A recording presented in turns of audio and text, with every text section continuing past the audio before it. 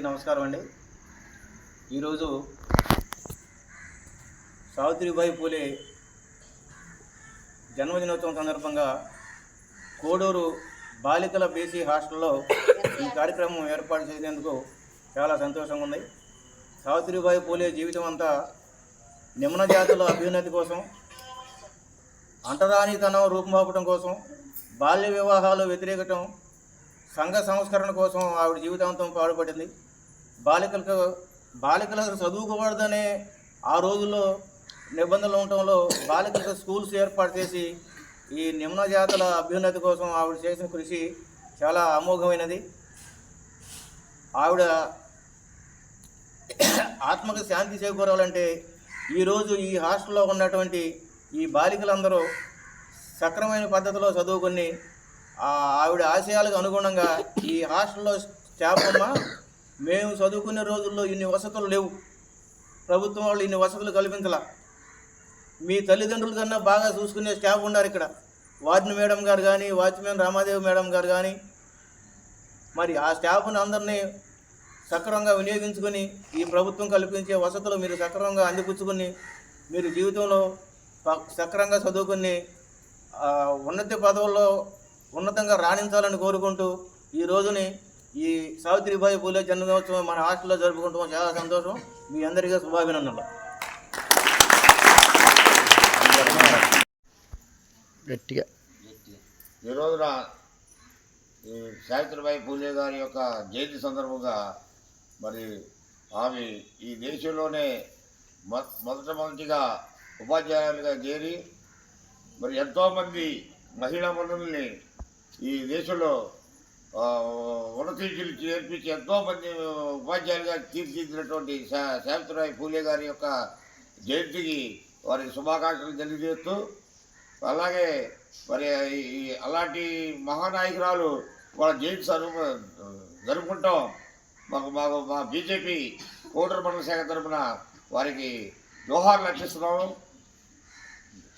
చదువుకోవాల సామాన్యమైన రైతు కుటుంబం నుంచి మీకులాగానే వచ్చింది. ఆ రైతు కుటుంబం నుండి వచ్చి 12 సంవత్సరాల వయసులోనే మరి అప్పుడేం చదువుకోవాలి ఆమె. తర్వాత 12 సంవత్సరాలకు పెళ్ళి అయిపోవటం, తర్వాత అత్తగారింటికి వెళ్ళిపోవడం జరిగింది. అత్తగారింట్లో జ్యోతిరావు పూలే వాళ్ళ హస్బెండ్ ఉన్నాడు కదా, ఆయన ఏంటంటే చక్కగా ఏమి చూసుకునేవాడు. ఆయన ఏంటంటే ఆయన చదువుకున్నాడు కాబట్టి ఈమె కూడా ఆయన దగ్గర నేర్చుకుంది, చదువు నేర్చుకుంది. ఆయన దగ్గర చదువు నేర్చుకుని ఇంట్లోనే కూర్చొని చదువు నేర్చుకుని, సరే అప్పుడు స్వాతంత్రం రాకముందు ఎప్పుడో 1831లో మరి ఆ టైంలో మనకి ఇవన్నీ ఏమి లేవు, సౌకర్యాలు ఏమి లేవు, చదువుకునే వాళ్ళు లేరు, ఆడపిల్లల్ని ఇంట్లోనే కూర్చోబెట్టేవాళ్ళు తప్ప బయటికి పంపించేవాళ్ళు కాదు.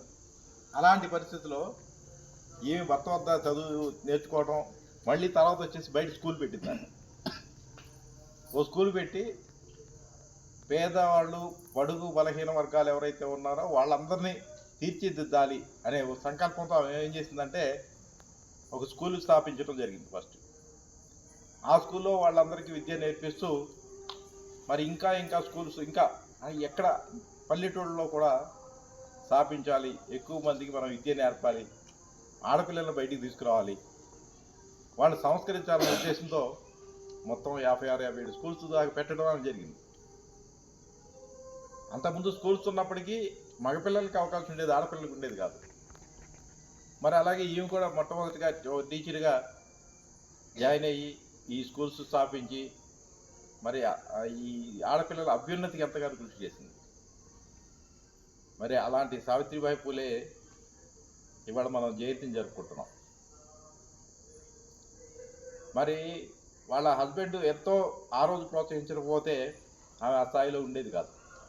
కారణం ఏంటంటే ఆ రోజు ఎవరు కూడా ఆడపిల్లలు బయటికి రాని పరిస్థితిలో ఆయన బయటికి పంపించారంటే చదువు నేర్పడం, తర్వాత బయటికి వెళ్ళిన స్కూల్కి వెళ్తుంటే ఇట్లా మేడం గారు వస్తున్నారు, ఇప్పుడు వచ్చారు కదా నడుచుకుంటా ఆ బురద వేసేవాళ్ళంట, బురద గిరాట్ వేయటం లేకపోతే రాళ్ళు వేయటం అలా చేసేవాళ్ళంట ఆ స్కూల్కి వెళ్తుండే. అయినప్పటికీ ఆమె ఓర్చుకొని అట్లాగే వెళ్ళి ఆ స్కూల్లో ఆమెకు విద్యాబోధన చేయటం, మళ్ళీ రావటం, అక్కడికి వెళ్ళి ఆ స్కూల్లో ఆ చీరలు మార్చుకొని మళ్ళీ వాళ్ళకి బోధన అయిపోయిన తర్వాత మళ్ళీ అలాగే మళ్ళీ ఇంటికి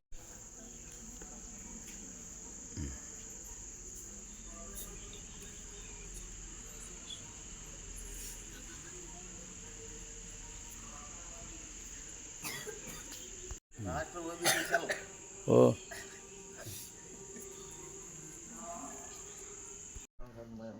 అంటే మీరే అని అనుకున్నప్పుడు ఎవరు వస్తున్నారు అనుకున్నప్పుడు మిమ్మల్ని చూసాను మీరు ఇవాళ రేపు ఉండే కదా కొంచెం మంది వెళ్ళిపోయింటారు కదా కొద్దిగా పేరెంట్స్ కొంచెం పిల్లలు వెళ్ళారండి.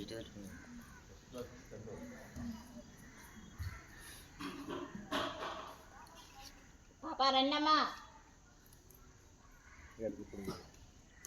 భోజనం ఉందండి. అంతేనే ప్రిపేర్ అయిపోయింది.